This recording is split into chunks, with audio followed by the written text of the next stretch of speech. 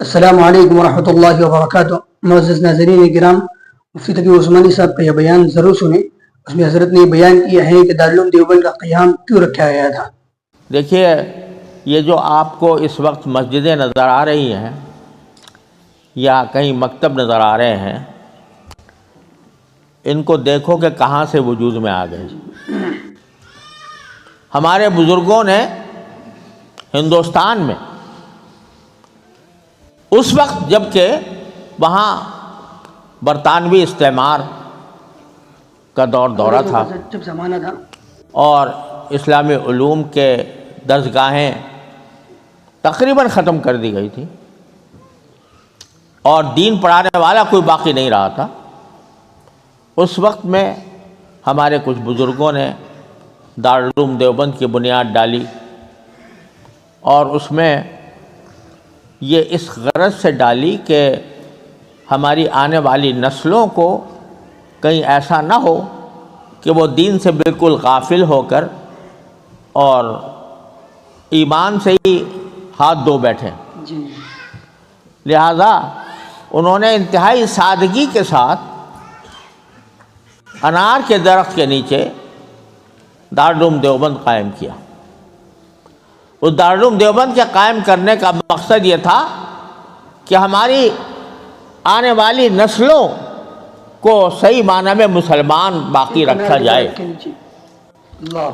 وہاں قرآن و حدیث کی تعلیم دی گئی، وہاں علماء پیدا ہوئے، انہی علماء نے ساری دنیا میں اس علم کو پھیلانے اور پہنچانے کی کوشش کی۔ آج آپ کو جتنے یہ مکتب یا مسجدیں نظر آ رہی ہیں اس ملک کے اندر بھی، وہ در حقیقت فیض ہے ان اللہ والوں کا جنہوں نے دنیا کی نعمتیں اور خوشحالی کو قربان کر کے، موٹا جھوٹا پہن کر، روکھی سوکھی کھا کر، فاقے برداشت کر کے دین کو محفوظ رکھنے کی کوشش کی۔ اور آج آپ یہ دیکھ رہے ہیں، ابھی اس مسجد کا نام بھی مسجد یوسف رکھا گیا ہے۔ یہ کس کے نام پر؟ حضرت مولانا یوسف مطالعہ صاحب رحمۃ اللہ علیہ، جن کو شیخ الہند حضرت شیخ الحدیث مولانا محمد زکریا صاحب رحمۃ اللہ علیہ نے اس ملک کے اندر بھیجا تھا کہ وہاں جا کے کام کرو۔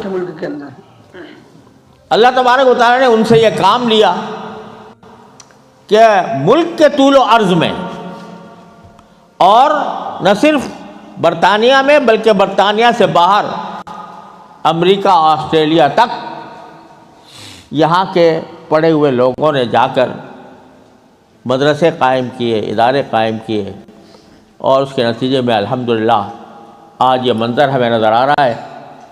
یہ چہرے جو اس وقت ہمارے سامنے ہیں، ان سب چہروں پر ایمان کی روشنی نظر آ رہی ہے، ایمان کا نور چمکتا ہوا نظر آ رہا ہے۔